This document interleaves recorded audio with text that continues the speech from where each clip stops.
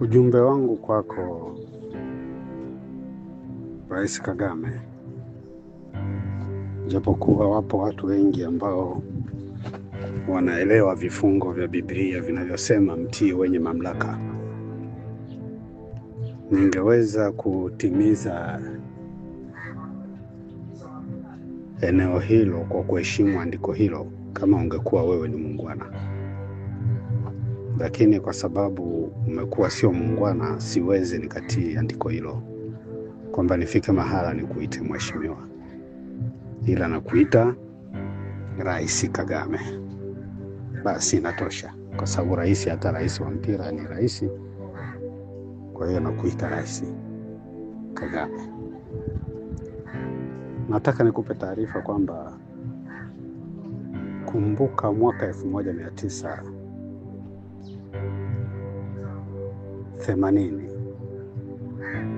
wakati ukiwa Monduli,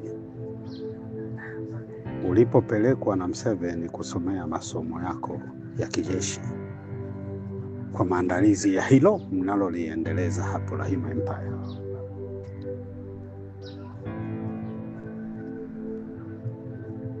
Tulifika pale, tulikuwa watu 4.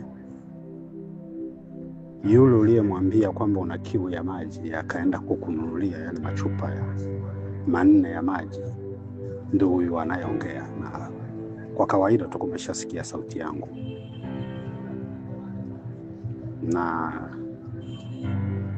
kwa sababu hiyo nataka nikupe ujumbe kwamba baada ya pale hatukuweza kuonana tena. Lakini nataka nikwambie kwamba mimi ni mbembe wa baba na mama.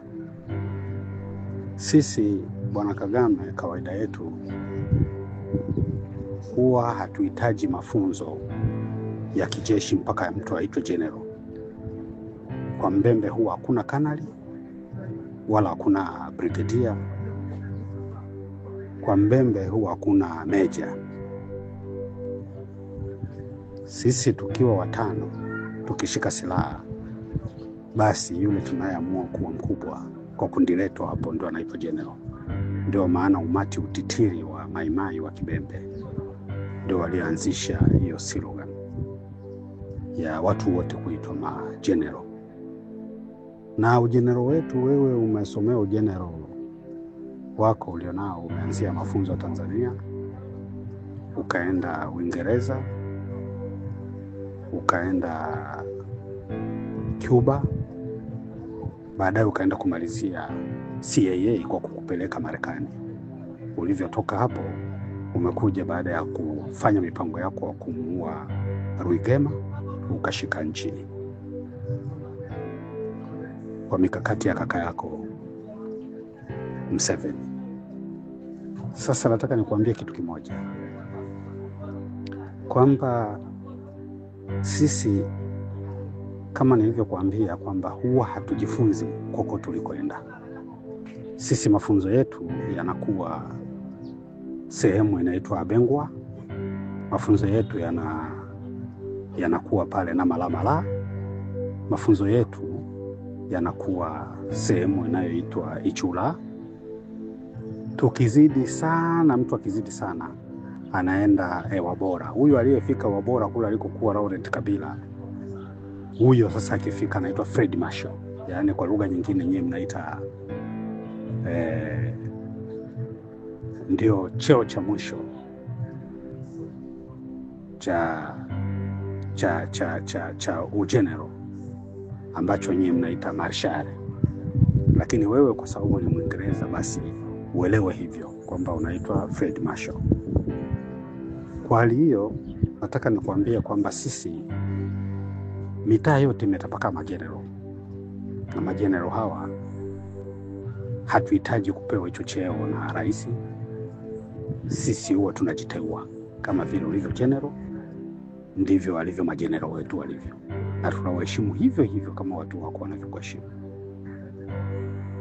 Sasa kinachonifanya nikwambie hivyo ni kwamba umepungukiwa na mawazo.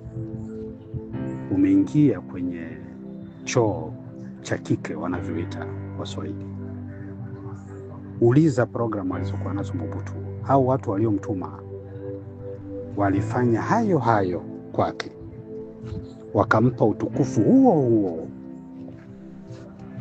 kama huo unaojivunia leo. Nataka nikuulize mpaka leo, hivi unajua hata historia ya Mobutu unaisikia? Familia yake unajua ilipo? Pesa yake unajua ilipo? Wazungu walichukua pesa yote. Na hata mtoto aliyekuwa mentraining kama hivyo wewe unavyomtraining huyo mtoto wako Alan, nataka nikwambie yule mtoto alikufa kwenye vita vya Moba. Wa Marekani ndio walimsogezea alafu wakamuua, kwa sababu walimchukia baba, wakamchukia na mtoto. Na mtoto mwenyewe ndio yule ambaye wanamuziki walikuwa wanamuita Saddam Hussein. Nadhani jina maarufu ile Saddam Hussein, Kongolo Mobutu. Au sijui Manda nafikiri, kitu kama hicho. Sitaki kukumbuka historia ya watu wanaofugwa na wazungu. Kwa hiyo uelewe hivyo. Sasa hata huyo mtoto wako unaye ndio mlinzi wako, uelewe kaburi lako ndio itakuwa kaburi lake. Ndivyo wazungu walivyo. Sikufikiri kwa wakati ule na kwenda kukupa maji ya kunywa pale kwamba ungekuwa unamuelewa mdogo kama hivyo ulivyo sasa. Sikufikiri hivyo. Sikiliza nikwambie, mauaji ulioyaagiza Goma na Bukavu ni ya kijinga kabisa. Ni wewe uliyewaua watu wengi. Ni wewe uliyemuua Habyarimana. Hilo huwezi kukataa. Nadhani unakumbuka. Na hapo umemchukua Mwipo wa Wamba Diawamba ndio kama mpelelezi wako kwa masuala ya Kongo. Uko naye Kigali, anakula anakunywa. Hayo ni mapungufu ya Wakongo. Hayo ni mapungufu ya Wakongo. Uwezo wao wa kufikiri ni mdogo, na ndio maana wazungu walijaza vyombo vya muziki, wakajaza na makanisa kutuharibu akili. Leo hii unaua watu Goma na Bukavu. Unatafuta wale vijana wote ambao walizaliwa na wale Wanyarwanda wa Hutu waliozaazaa na Wakongo. Ndio nao watafuta na kuwaua wote. Sikiliza nikwambie, binadamu hawezi kumalizika kwa kuuawa, ila binadamu wanaongezeka kwa kuuawa. Kama vile ndevu unavyozinyoa kwenye kidevu chako, ndivyo zinavyoota tena. Haujafanya kitu, unahangaika na kujaza upepo mbaya kwa watu. Umeacha kizazi cha Watusi katika maisha magumu. Walikuwepo Watusi wenzako. Arap Moi ni Mkalenjini. Wale watu asili yao ni Watusi, ambao ndio familia ya Rais Ruto kwa leo. Lakini kule Nairobi, kule Kenya, hawafanyi ujinga kama unaofanya. Leo hii hata akifa leo Moi alivyoondoka, ameingia pale Ruto. Hakuna historia ya Wakikuyu kugundua kwamba wale ni Watusi. Hilo halipo Kenya, kwa sababu hawajafanya kitendo cha kijinga kama hicho wanachofanya. Wewe hauwezi kuwa mpenzi wa wazungu kama vile wa Kenya na Wakalenjin walivyolelewa na wazungu. Umoja wa Ulaya makao makuu yake yako pale Nairobi, na wamewatunza wale miaka mingi. Wajaruo wako pale miaka, hawaruhusiwi kugusa madaraka, kwa sababu nchi hile Waingereza waliigawa kwamba ni lazima wa ile Wakikuyu na Wakalenjin. Wakalenjin hawafiki 500,000, lakini wanatawala wa Kenya. Wakikuyu na Wajaruo wanatawaliwa na watu ambao hawafiki 500,000. Idadi ya Watusi walioko Rwanda wote nyie hamwezi mkafika 2,000,000. 1,000,000 haifiki. Burundi pale ilipo ndio yenye Watusi wengi kuliko Rwanda, lakini haiwezi kafika 2,500,000 ya Watusi. Itakuwaje? Kongo unavyoiona ile yote mashariki, chukua na magharibi, wale Watusi wote wale hawawezi wakafika kwenye 800,000 Watusi wote wale. Itakuwaje waje watawale Kongo kubwa namna hiyo? Mimi mliumbwaje? Akili gani ambayo hamwezi mkajadili, mkajihukumu wenyewe, mkasema hili tunalokwenda nalo ni hatari sana kwetu, twende kwa staili hii? Sikiliza nikwambie, apandacho mtu ndo atakachovuna, na wewe utajibiwa kadiri ya swali unaloliuliza. Pole sana kwako, pole kwa kizazi chako, pole kwa ukoo wako. Angalia, siku moja tukiwa Monduli pale, ulinionyesha picha ya nyumba ya baba yako. Ilikuwa ya msonge ya majani, alafu imechapiwa na udongo. Humo ndipo ulipozaliwa. Leo hii umejenga magorofa na miji mbalimbali Ulaya, vyote unajisumbua. Sulemani alisema kwenye kitabu chake kwamba baada ya utajiri wote na mali alizokuwa nazo, wanawake wengi na watoto wengi, aliona vitu vyote ni ubatili. Mkijana uliyemtuma Makenga ametamka kwa mdomo wake, akasema kwamba tuliwasoma Wakongo tukawagundua udhaifu wao, na tukajua kwamba ni watu tunaoweza kuwatawala. Wakati Uganda ikimsaidia Jean Pierre Bemba kuharibu nchi, kwa sababu waishajua kwamba Mkongo mpe suti ataua ndugu zake, Uganda ilimsapoti Bemba, akaua ndugu zake. Wakati anaua ndugu zake, alimwambia Bemba kwa mdomo, akamwambia kwamba tumegundua kwamba nchi ile uwezo wa kuitawala watu hawana, sababu hawana akili. Kwa hiyo tunakutuma ili ukawatawale wale watu. Nyuma yake wameenda na Jean Pierre Bemba. Kilichofanyika Kisangani ni kuua mamilioni ya watu. Inasadikika watu milioni 8 waliokufa pale Kisangani. Waganda na Wanyarwanda walipoamua, wanakafanya vita vya kipumbavu kabisa vya uongo ili walete taharuki. Katika ile taharuki waweze kuua Wakongo. Waliua Wakongo wengi pale. Baadaye mahakama ya kimataifa ikajifanya kwamba kuhukumu kati ya Rwanda na Uganda, ikaja kuonekana kwamba Uganda ilikuwa na hatia, Rwanda haikuwa na hatia, kwa sababu wewe ni mtoto wa wazungu, ulilindwa. Mzigo ule akapewa Uganda.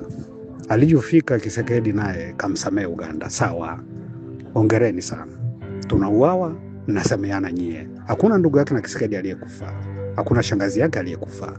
Leo ameenda kusamehe mamilioni ya watu waliokufa kwamba walikufa bure. Historia huwa ijifichi. Historia ikio huwa ipo, na historia itajiandika, na historia huwa ina hukumu. Ipo siku historia itahukumu. Mmefanya mambo ya ajabu sana mnayofanya. Mmepora mali. Basi mngepora mali msiue watu. Leo mnaua, mmetamani mpaka ardhi. Mlikuwa wapi mababu zenu wakati ardhi inagawika hiyo? Kwa nini msingeenda Ubelgiji mkaenda kudai kwamba mligawa mipaka vibaya? Mkongo aligawiwa na wewe uligawiwa. Aliyegawa ni mzungu. Umoja wa Ulaya, Umoja wa Mataifa ndio uliogawa. Leo hii Sudani Kusini imegawika kutoka kwenye Sudani Kaskazini. Ni nani aliyebisha? Je, yupo Msudani Kusini aliyegawa? Je, yupo Msudani Kaskazini aliyegawa? Imegawika kwa mipango ya watu weupe. Kwa nini haukwenda kule ukaenda kuambia kwamba mnigawie mpaka uje uwe watu? Sikiliza tukwambie, historia hukumu. Ipo siku utalipa. Leo hii inawashangaa watawala wa Kinshasa. Wanasema kwamba haya yanayofanyika siku moja tutalipiza, huku nyie mnaua. Siku moja watalipa walioyafanya, nyie mnaendelea kuua. Wako wapi? Wako wapi watu? Watetewe na nani? Hatuna mtu wa kututetea. Tutakimbilia kwa Mungu. Tumeumia, tunajiuliza yuko wapi Mungu kwa leo, anayeona watu ambao wanatia mimba zinaporomoka? Tunasikia, tumeambiwa yupo Mungu. anayetetea. Tunajiuliza yuko wapi? Angalia tunavyoteseka. Maumivu yametosha, vifua vimechoka, tumelia, tumechoka. Mama akiwa anakufa, mtoto akiwa ananyonya. Mtoto anaangalia jinsi miguu ya mama inavyoenda inaoza na mwili wote umevimba, maziwa yamekata. Mtoto anaugua kilio, naye baadaye anakufa asipopata mtu wa kumkota. Yote tumeyashuhudia. Ninyi kwenu ni furaha. Hongereni. Hongereni. Kagame, ipo siku utajuta. Tunaenda kwa lugha ya rais wa Burundi aliyotamka kwamba hatutakubali watu wetu wachinjwe kama mbuzi, kama wanavyochinjwa wa Kongo. Tunasikitika. Nchi yetu imekuwa sabotage. Inatukanwa na kila mtu. Hatuna namna. Hatuna namna. Mimi sikuwa mtoto mwaka 1972. Wakati babu zako wewe Kagame, familia ya Kigerisenke waliokuwa pale Bujumbura baada ya kukimbia pale Kaibanda pale Rwanda, walivyoua Wahutu wakiwa na maana ya kuitawala Burundi kwa kushirikiana na Waethiopia akina Buyoya. Wakati huo Bichombero ndio aliyesimamia operesheni. Alikuwa mjukuu wa Kigerisenke, akaua Wahutu pale Burundi mwaka 1972. Sikuwa mtoto kama historia mnavyoyumbisha leo, niliona kwa macho. Mtusi mmoja aliwahi kuua, alikuwa anaua Wahutu 1000. Mtusi mmoja anaua Wahutu 1000. Sijawahi kuona kitu kama kile, na nikikumbuka mambo niliyoyaona utotoni, mwili huo unasisimka. Mambo ya ajabu sana. Akisimamia Michombero wakati ule kaua Wahutu. Leo hii Ndayishimiye anachokiongea ni kutuhamasisha tu wa Kongo kwamba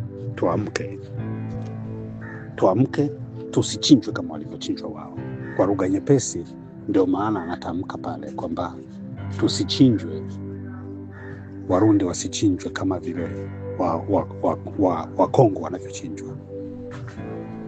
Hatujafikia sisi hatua kama ile walivyochinjwa Wahutu mwaka 1972. Hatujafikia. Tumeyaona hayo sehemu inaitwa Kachumba, Wabembe wanaita Chumba. Vita vya mwaka 1996-98. Pale Kachumba waliua watu 2500. Makobola wameua watu 2800.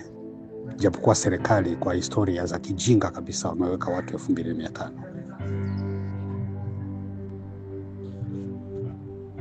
Kwa Ngulube, kifo cha Malkia wa kanisa la Malkia wa Ubembe, watu 180 kupigwa wakiwa ndani ya kanisa na kuchinjwa wote.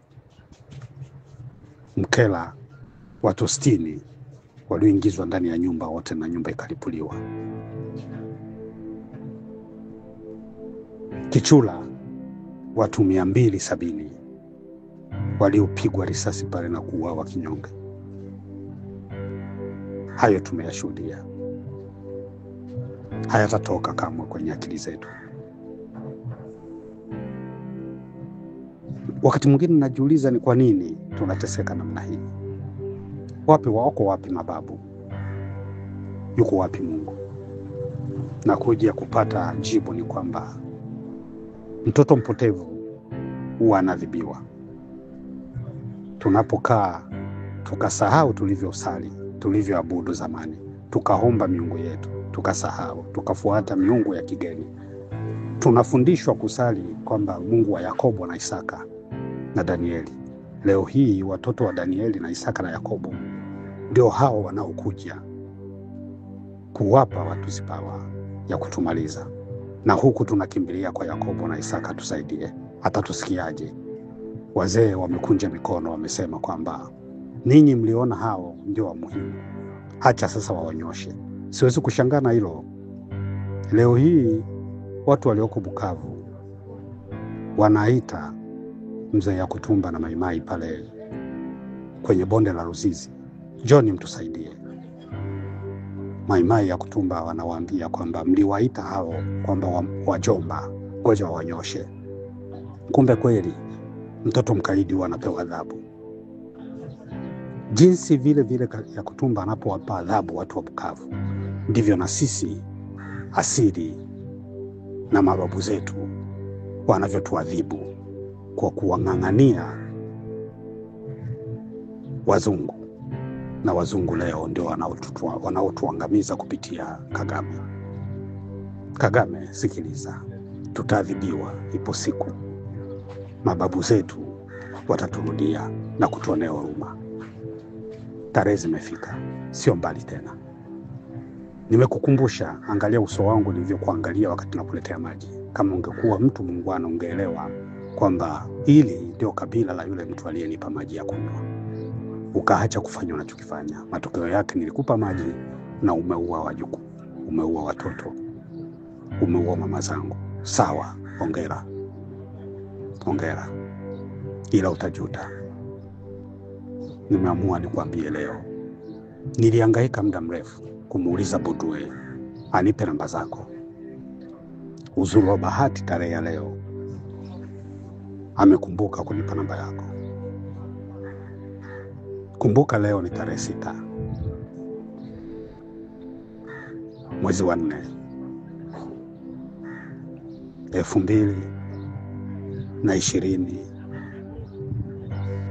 2025. Amenipa namba yako. Nami nikaona kwamba siwezi kutuma voice hii, kukutumia ujumbe huu kwa kupitia mtu mwingine. Nimekutumia wewe peke yako. Na nashukuru, nimeona wakati naangalia kwenye mtandao, nimeona ukiwa online. Najua utalisoma vizuri.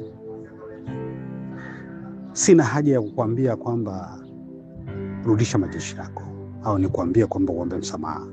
Uliokwisha kuyafanya yanatosha. Endelea.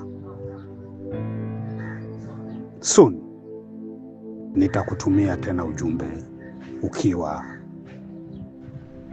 kwenye pingu. Alafu nitakutumia ujumbe mwingine wa kukuambia niliyokuambia sasa yamefika. Kwa sababu hayako mbali. Hakika anga na ardhi wamechoka kupokea damu ya Wakongo. Mvua zimenyesha ili kuondoa harufu ya damu kwenye udongo. Mwisho mvua imekauka, bado damu ina rangi nyekundu. Bado ardhi ina rangi nyekundu kwa sababu ya damu inayomiminika ulioitengeneza wewe. Utasema sio mimi, ni wazungu ndio wanaofanya hayo. Kwa nini wakaribishe kwenye mji wako? Wafanye hayo kwenye mji wako. Kama ungekuwa binadamu wa Kongo, ndugu zako wa Afrika, kama vile nilivyokuambia kwamba ni mimi niliyekupa maji ya kunywa nikiwa Mkongo. Ujinga huu sidhani kama ni kizazi au vipi. Imani ya Mkongo imepitiliza hata ya Yesu Kristo. Yesu alisema kwamba ukiwa na imani kama chembe ya haradali unaweza ukahamisha milima. Sasa imani ya Mkongo imepitiliza, mwisho imeenda kuzaa ujinga.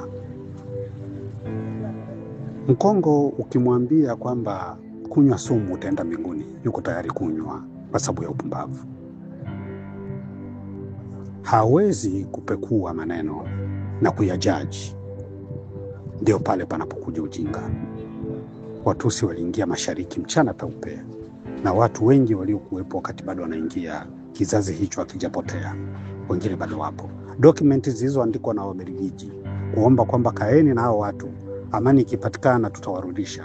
Zingine hazijachanika hata kuchanika. Zikitolewa leo utafikiri ni mpya, kwamba zimechapwa leo. Leo hii tunalazimishwa kuambia kwamba hawa ni ndugu zenu na ni Wakongo wenzenu kwa lazima. Hatutaki, lakini tunalazimishwa. Sasa najiuliza, yuko wapi Mungu? Wazee wako wapi? Mizimu iko wapi? Tutetee. Hatuna msaada. Narudia tena pale kwamba wazee wametukasirikia. Tuliacha namna walivyoabudu. tukafuata miungu ya kigeni. Leo tunaadhibiwa kwa sababu ya utukutu wetu na kutukutii. Sasa wazee wanaona wale wachache ambao bado wanawaomba wazee, ipo siku watasikilizwa na wazee na msamaha tutaupata. Watusi mtajuta. Ndio yafanya yanatosha. Kagame na kuomba sala yako ya mwisho, muda umefika. Utaangalia mbingu, utaona ni ardhi. Utaangalia ardhi, utaona ni mbingu. Ipo siku familia yako itaulizwa, watu watauliza, yuko wapi yule mbabe Hitler wa Afrika? Hakika mwili wako ni mavumbi na mavumbini utarudi.